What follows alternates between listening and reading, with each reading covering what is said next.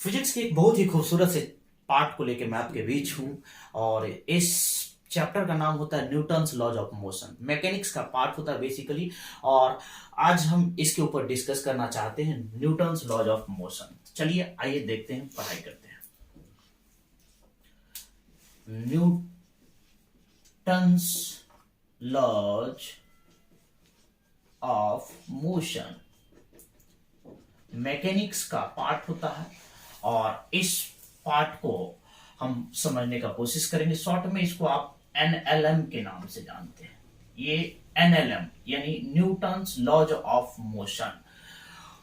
इस चैप्टर के अंदर जो हम देखेंगे वो मोशन के बारे में, लेकिन मोशन किन कारणों से हो रहा ये कारण हमको पता होगा, यानी कि विथ काउज, कारण के साथ। इससे पहले जो हम चैप्टर देखे थे वह था काइनामेटिक्स। क्या था? काइनामेटिक्स। यहां भी हमने मोशन को पढ़ा था, लेकिन यह नहीं पता था कि मोशन किन कारणों से होगा। ये कारण की जानकारी नहीं थी अपने। मोशन किन कारणों से हो रहा ये कारण की जानकारी नहीं थी, लेकिन यहां पे जो भी बात पढ़ेंगे मोशन के बारे में वह क्या होगा? कारण के साथ। कोई किस कारण से हो रहा, किन कारणों से हो रही है, ये हमको पता होगा। किस चैप्टर के अंदर? एनएलएम के अंदर, या न्यूटन्स लॉज ऑफ मोशन के अंदर। और न्यूटन्स लॉज ऑफ मोशन का जो सबसे बड़ा पार्ट है, मेन स्टडी करनी हमको, वो फोर्स के बारे में। कौन सी के बारे में? फोर्स। यानी कह सकते हैं न्यूटन्स लॉज ऑफ मोशन का फोर्स जो है वह दिल है। क्या है? दिल है। तो चलिए, फोर्स को समझने से पहले कुछ बेसिक बातें हैं, इस बेसिक पॉइंट को हम समझ लेते हैं ताकि इस चैप्टर को समझने में, सीखने में आसानी हो। तो हमको सबसे पहला पॉइंट जो देखना है वो देखते हैं हम, मास क्या होता है। सो चलिए देखते रहिए और सीखते रहिए। चलिए, क्या देखना है? मास। मास जो है ना, वास्तव में वह किसी भी बॉडी का फंडामेंटल प्रॉपर्टी है। क्या है? फंडामेंटल प्रॉपर्टी है। और कोई भी बॉडी जितना मैटर कंटेन करके रखता है वही क्या होता है? उसका मास होता है। जितना ज्यादा क्वांटिटी ऑफ मैटर है, जैसे मान लीजिए कोई बॉडी है, तो इसमें जितना ज्यादा जो क्वांटिटी ऑफ मैटर कंटेन करके रखा है वही क्या है? इसका मास है। अगर इससे ज्यादा कोई बॉडी कंटेन करके रखा है दूसरी बॉडी, तो उसका बॉडी का मास ज्यादा होगा और इसका मास कम होगा। यानी फाइनली कहा जाए तो क्या है? मास क्या है? फंडामेंटल प्रॉपर्टी है। क्या है? फंडामेंटल प्रॉपर्टी है। किसका? एनी बॉडी का। किसी भी बॉडी का फंडामेंटल प्रॉपर्टी क्या? मास। और मास जो है, कोई भी बॉडी है, ये बॉडी जितना क्वांटिटी ऑफ मैटर कंटेन रखेगा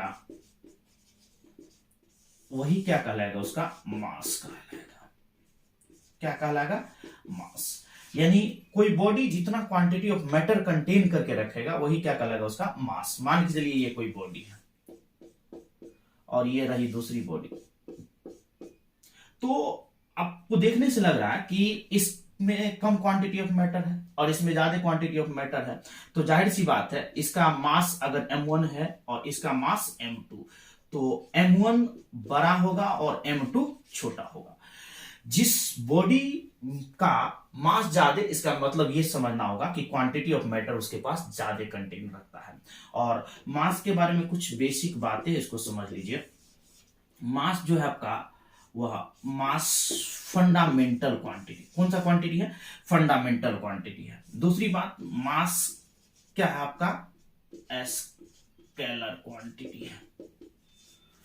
कारण कि मास के पास केवल मैग्नीट्यूड होता है, डायरेक्शन नहीं होता है, इसीलिए मास क्या है? स्केलर क्वांटिटी है। अगला पॉइंट, कोई पूछे आपसे कि भैया ऐसा यूनिट बता दीजिए, तो बता दीजिएगा, क्या दिक्कत है? केजी है। क्या है? केजी है। नेक्स्ट पॉइंट, आपसे कोई पूछे कि सीजीएस यूनिट बताइए, तो ग्राम है। मास की सीजीएस यूनिट क्या है? ग्राम। ऐसा यूनिट क्या है? केजी है। मास की ऐसा यूनिट क्या है? केजी, यानी किलोग्राम है। और डायमेंशन कहा जाए तो डायमेंशन क्या है, m है। मास का डायमेंशन क्या है, m है। और एक चीज और जहन में रखना होगा, मास इज ऑलवेज पॉजिटिव, हमेशा क्या होगा, पॉजिटिव होगा। मास हमेशा क्या होगा, पॉजिटिव, कभी भी निगेटिव नहीं होगा। कोई भी बॉडी का मास निगेटिव नहीं होता, हमेशा क्या होगा, पॉजिटिव होगा। अब मास स्केलर क्वांटिटी है, इसकी यूनिट केजी है, सी यूनिट ग्राम है, डायमेंशन m है। और कोई भी बॉडी जितना मैटर कंटेन करके रखता है वही क्या कहलाता है, मास कहलाता है। और मास क्या है, फंडामेंटल प्रॉपर्टी है किसका, कोई भी बॉडी का। फिर आगे है, इसके ऊपर थोड़ी सी जानकारी और समझना है मास को लेके, कि कोई बॉडी का मास जितना ज्यादा होगा, ग्रेटर मास होगा, तो उस बॉडी के में डिस्प्लेसमेंट उतना ही कम होगा। अगर मान के चलिए कोई बॉडी है और ये बड़ी बॉडी है, तो इसमें अगर फोर्स लगाइएगा एक्सटर्नल काउच, और यहां भी लगाते हैं आप, तो इस बॉडी का चूंकि मास कम है तो इसमें डिस्प्लेसमेंट ज्यादा होगी और इसमें डिस्प्लेसमेंट क्या होगा, कम होगा। जिसका मास ज्यादा होगा, greater the mass less will be displacement, displacement कम होगी। यानी अप्लाइड फोर्स जो लगाइएगा तो मास ज्यादा होने से उसमें मोशन उसका कम हो जाता है। अगला पॉइंट, मास जो होता है, मास एक तो होता है रेस्ट मास, क्या है, रेस्ट मास, और एक होता है रिलेटिविस्टिक मास, रिलेटिविस्टिक मास। रेस्ट मास को ही इनवेरिएंट मास बोलिएगा।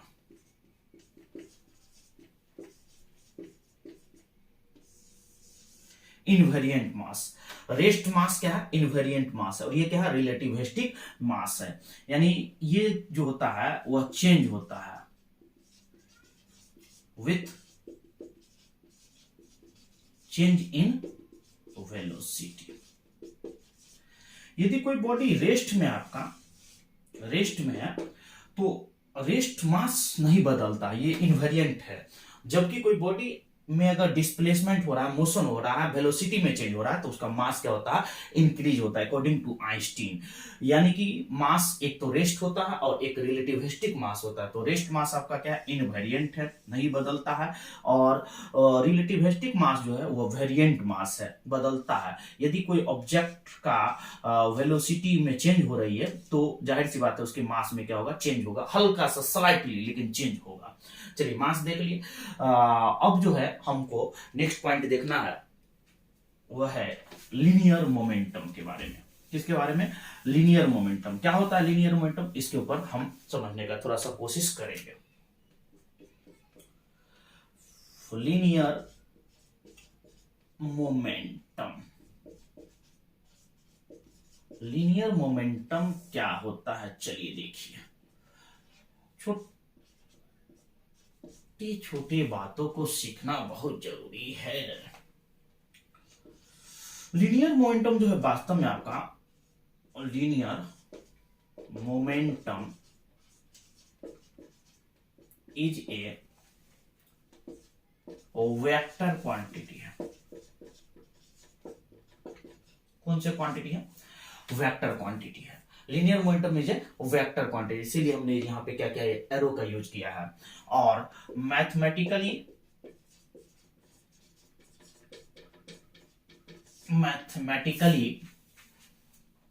it is equal to the product of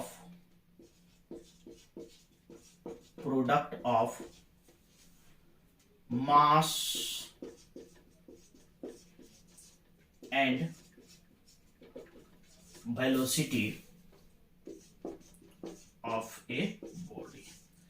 यानी लीनियर मोमेंटम क्या है आपका, वेक्टर क्वांटिटी है, और ये मैथमेटिकली इक्वल होता है किसके बराबर, the product of mass, body का मास और उसका जो वेलोसिटी होता है, उसका जो प्रोडक्ट है वही क्या कहलाता है, लीनियर मोमेंटम कहलाता है। इसको पी से इंडिकेट करते हैं क्योंकि वेक्टर क्वांटिटी, इसलिए हमने इसके ऊपर एरो को लगाया है। यानी मोमेंटम के बारे में और समझिए, मोमेंटम बराबर क्या होता है, मास इंटू मल्टीप्लाई क्या है, वेलोसिटी। मोमेंटम बराबर क्या होता है, मास मल्टीप्लाई वेलोसिटी, यानी कि इसको p से इंडिकेट कीजिएगा और मास को m से, वेलोसिटी को v से। तो याद कर लीजिएगा p बराबर क्या फॉर्मूला होता है, p बराबर mv, और यहाँ पे v और p का दोनों का डायरेक्शन क्या है, सेम। v का डायरेक्शन और p का डायरेक्शन क्या होता है, सेम होता है। यानी कोई पूछेगा मोमेंटम का डायरेक्शन किधर होगा, तो along the direction of velocity.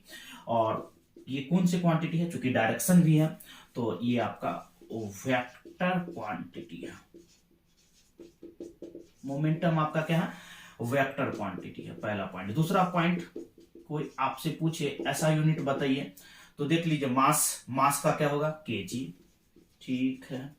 Velocity का बताइए, वेलोसिटी का मीटर पर सेकेंड, यानी कि इसके ऐसा यूनिट क्या होती है, केजी मीटर पर सेकेंड। नेक्स्ट पॉइंट देखते हैं, डायमेंशन। डायमेंशन इसका होता है ML-T-1। याद कर लीजिएगा। कोई पूछेगा कि लीनियर मोमेंटम क्या है, तो वेक्टर क्वांटिटी ऐसा यूनिट क्या है, केजी मीटर पर सेकेंड है। डायमेंशन क्या होता है, ML-T-1 होता है। डायरेक्शन इसका, तो डायरेक्शन तो बता ही दिए हैं, फिर बता देते हैं। Direction along the direction of v, यानी लीनियर मोमेंटम का डायरेक्शन किधर होगा, वेलोसिटी की तरफ होगा। तो लीनियर मोमेंटम इसलिए जरूरी था कि न्यूटन सेकंड लॉ को जब पढ़ेंगे तो लीनियर मोमेंटम का जिक्र होगा, इसलिए हमने अभी लीनियर मोमेंटम को देखा। लीनियर मोमेंटम कौन क्वांटिटी है, वेक्टर क्वांटिटी है, और ये मैथमेटिकली बराबर होता है मोमेंटम बराबर मास गुने वेलोसिटी, p बराबर mv फॉर्मूला होता है।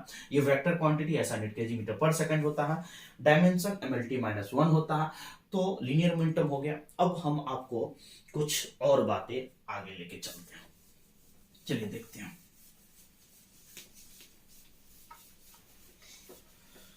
अब जो है वह देखना है और समझना है। देखिए, देखते रहिए और समझते रहिए। फोर्स को, किसको, फोर्स को एक्सप्लेन करने के लिए, फोर्स को एक्सप्लेन करने के लिए न्यूटन ने 3 लॉ को दिया। न्यूटन ने कितना लॉ को दिया, 3 लॉ को, जो ऐसे है। बहुत ही इंपॉर्टेंट बात को समझना चाह रहे हैं हम। फोर्स को एक्सप्लेन करने के लिए न्यूटन ने कितना लॉ को दिया, 3 लॉ को, जो कहलाया न्यूटन फर्स्ट लॉ, दूसरा न्यूटन सेकेंड लॉ, और तीसरा है न्यूटन्स थर्ड लॉ। फोर्स को कंप्लीट एक्सप्लेनेशन के लिए 3 लॉ दिया गया, किसके द्वारा, न्यूटन के द्वारा दिया गया। और ये न्यूटन के जमाने का फिजिक्स है, इसीलिए इसको न्यूटोनियन मैकेनिक्स भी बोलते हैं, न्यूटोनियन मैकेनिक्स। और ये जो है बेसिकली 1642 से 1727 की बात है।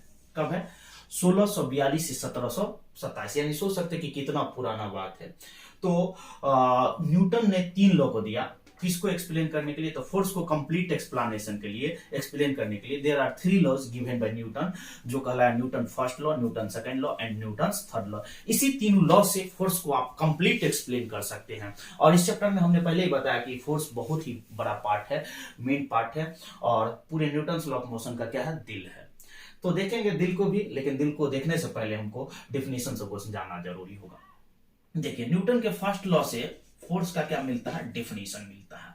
न्यूटन के सेकंड लॉ से फोर्स के लिए क्वांटिटी मिलता है, यानी F बराबर m में। और तीसरा लॉ से जो हमको मिलता है वो मिलता है नेचर। क्या मिलता है, नेचर। फोर्स का पूरा कंप्लीट एक्सप्लेनेशन होता है। न्यूटन के फर्स्ट लॉ से क्या मिलता है, फोर्स का डेफिनेशन। न्यूटन के सेकंड लॉ से F बराबर m में, और न्यूटन के थर्ड लॉ से क्या मिलता है, नेचर ऑफ फोर्स मिलता है। तो चलिए आइए हम शुरुआत करते हैं। सबसे पहला पॉइंट शुरू करते हैं, न्यूटन फर्स्ट लॉ, फिर second law, then third law. तो देखते हैं आज हम Newton first law. Newton's first law, Newton का पहला लॉ। देखिए न्यूटन का फर्स्ट लॉ जो है कुछ ऐसा है, कोई भी बॉडी हो, क्या है, कोई भी बॉडी, ये बॉडी क्या है, अपने स्टेट को मेंटेन रखना चाहेगी, बनाए रखना चाहेगी। कब? तब तक बनाए रखना चाहेगी जब तक no any external force act. Newton का पहला लॉ कहता है कि कोई भी बॉडी, कोई भी वस्तु अपने स्टेट को मेंटेन रखना चाहती है, बनाए रखना चाहती है। कौन चीज?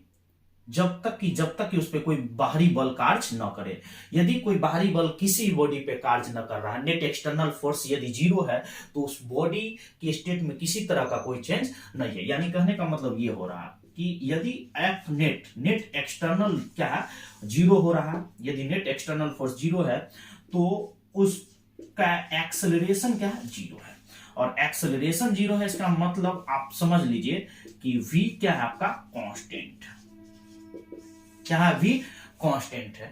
v कांस्टेंट है, इसका मतलब वेलोसिटी में चेंज नहीं है, जैसा स्टेट पहले था उसी तरह से है। कोई भी बॉडी अपने स्टेट को मेंटेन रखना चाहेगी, कब तक? जब तक कि उस पर कोई बाहरी बल कार्य न करे। तो this is the Newton first law, यानी कि if the net external force, यदि कोई नेट एक्सटर्नल फोर्स बॉडी पे जीरो काम कर रहा है, तो उस बॉडी का एक्सेलरेशन क्या होगा, जीरो होगा।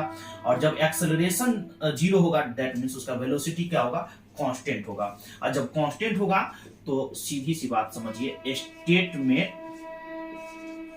चेंज नहीं होगी। याद कर लीजिएगा, न्यूटन का फर्स्ट लॉ कहता है कि यदि किसी बॉडी पे नेट फोर्स जीरो है तो उसका एक्सेलरेशन क्या होगा, जीरो हो जाएगा। और एक्सेलरेशन जीरो होगा, इसका मतलब वेलोसिटी कांस्टेंट हुआ। वेलोसिटी कांस्टेंट हुआ तो इसका मतलब ये हुआ स्टेट में चेंज नहीं होगी। कब नहीं होगी स्टेट में चेंज? तो जब आपका अप्लाइड नेट एक्सटर्नल फोर्स क्या है, जीरो है। तो जीरो, जब भी नेट फोर्स जीरो हो जाएगा तो बॉडी अपने स्टेट को मेंटेन कर पाएगा। यदि बॉडी आपका स्टेट रेस्ट में है तो रेस्ट में रहेगी, और यदि मोशन है तो मोशन में रहना चाहिए। लेकिन याद रखिएगा, मोशन में यूनिफॉर्म मोशन। कौन सा मोशन? यूनिफॉर्म मोशन होगा। तो न्यूटन के फर्स्ट लॉ से हमको बस ये चीज जानना है कि यदि कोई बॉडी पे नेट एक्सटर्नल फोर्स जीरो हुआ, इसका मतलब क्या हुआ? इसका मतलब तो ये हो रहा है ना कि उसका एक्सेलरेशन क्या है, जीरो है। और एक्सेलरेशन जीरो है, इसका मतलब क्या है, वेलोसिटी कांस्टेंट है। और जब वेलोसिटी कांस्टेंट है, इसका मतलब कोई चेंज नहीं हो रहा, यानी स्टेट में चेंज नहीं होगी। स्टेट में चेंज नहीं होगी। कब नहीं होगी? जब आपके द्वारा या किसी भी द्वारा नेट फोर्स क्या हो जाए, जीरो हो जाए, तब जाके उस बॉडी जो है, वह बॉडी जो है वह अपने ओरिजिनल स्टेट को मेंटेन रखना चाहेगी।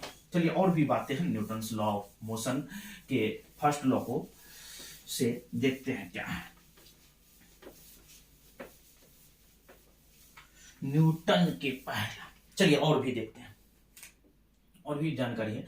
जैसे मान के चलिए ये आपका है ये कोई फुटबॉल है, इसी तरह से अगर ये कोई हॉरिजॉन्टल सरफेस पे रखा गया ऐसे, तो इसका नॉर्मल किधर काम करेगा, ये सरफेस के द्वारा ऊपर, और बताएंगे नॉर्मल क्या होता आगे, लेकिन अभी समझ लीजिए इसका वेट क्या होगा, जीरो। तो ये फोर्स और ये फोर्स क्या हो रहा है, बाइलेंस बना रहा है। क्या कर रहा है, बाइलेंस हो रहा है, जिसके वजह से इस बॉडी पे नेट फोर्स जो है, नेट फोर्स क्या है, जीरो है। और ये बॉडी अभी क्या है, रेस्ट में है। क्या है, रेस्ट में। कोई भी बॉडी अगर रेस्ट में है तो रेस्ट में रहना चाहेगी। कब? जब उस पे नेट फोर्स क्या हो, जीरो हो। लेकिन अगर मान के चलिए यही कोई इस तरह से फुटबॉल है, और ये कोई आके यहां से क्या किया, ऐसे इस पे पांव से धक्का दिया, तो जब ये अप्लाइड एक्सटर्नल फोर्स लगाया तो इसके स्टेट में यहां पे क्या था, रेस्ट में था, और यहां पे क्या होगा, मोशन में आ गया। तो स्टेट में चेंज हुआ। क्यों हुआ? तो इसलिए चेंज हुआ कि यहां पे तो आपका नेट एक्सटर्नल फोर्स जीरो था, इसलिए बॉडी क्या था, रेस्ट में ही रहना चाहेगी। लेकिन यहां पे अप्लाइड फोर्स किया तो ये बॉडी क्या होगा, अपने स्टेट को चेंज करेगी। यानी सिंपल सा बात समझ लीजिए कि स्टेट जो है, अवस्था, वह रेस्ट का भी हो सकता है या फिर क्या हो सकता है, मोशन का भी हो सकता है। तो यदि कोई बॉडी रेस्ट में है तो वह चाहेगी कि रेस्ट में ही रहे, और यदि कोई बॉडी मोशन में है तो वह चाहेगी कि मोशन में ही रहे। लेकिन कौन सी मोशन, तो याद रख लीजिएगा, यूनिफॉर्म मोशन। क्या है, यूनिफॉर्म मोशन। और जब यूनिफॉर्म मोशन होगा तो ना ही तो इसकी स्पीड में चेंज होगी और ना ही तो डायरेक्शन में, ना ही तो स्पीड बदलेगा ना ही तो डायरेक्शन बदलेगा। यानी फाइनली इस लॉ से, न्यूटन के फर्स्ट लॉ से हम ये समझ रहे हैं कि यदि कोई बॉडी पे नेट एक्सटर्नल फोर्स जीरो हो रहा है, क्या हो रहा है, नेट एक्सटर्नल फोर्स जीरो हो रहा है, तो बॉडी क्या करेगा, स्टेट को मेंटेन रखेगी। क्या रखेगी, स्टेट को मेंटेन। और स्टेट क्या है, दो तरह का, कौन कौन, रेस्ट का और क्या, मोशन। और मोशन में भी कौन सा मोशन, यूनिफॉर्म मोशन। और यूनिफॉर्म मोशन में हुआ तो इसका मतलब ना ही तो स्पीड बदलेगी और ना ही तो डायरेक्शन बदलेगी। लेकिन ये स्टेट मेंटेन कब होगा, जानते हैं, जब नेट एक्सटर्नल फोर्स क्या हो जाए, जीरो हो जाए। तो फाइनली इस लॉ से बस इतना सा पॉइंट हमको याद रखना होगा कि जब नेट फोर्स जीरो होगा तो स्टेट में चेंज नहीं होगा। यानी कि ऐसे कह सकते हो आप इसको कि नेट फोर्स जीरो हुआ तो उस बॉडी का एक्सेलरेशन भी क्या हुआ, जीरो हुआ। ऐसे कह सकते हो, यदि एफ नेट क्या है, जीरो, तो बॉडी की एक्सेलरेशन जीरो, यानी फोर्स नहीं तो एक्सेलरेशन भी नहीं। तो ऐसे कह सकते हो, no force no acceleration, no force no acceleration. Corona के समय में एक फेमस पॉइंट है, no mask no entry, no entry, है ना। जब मास्क नहीं तो एंट्री नहीं, नो मास्क नो एंट्री। उसी तरह से नो फोर्स नो एक्सेलरेशन, जब फोर्स नहीं तो एक्सेलरेशन नहीं। या ऐसे भी कह सकते हो, no net external force, external force, force no state change. No net external force, जब नेट एक्सटर्नल फोर्स नहीं होगा तो नो स्टेट चेंज, यानी कि जब एक्सटर्नल फोर्स ही नहीं होगा तो स्टेट में चेंज नहीं होगा। यानी no force no acceleration, no mask no entry, या नो फोर्स नो एक्सेलरेशन।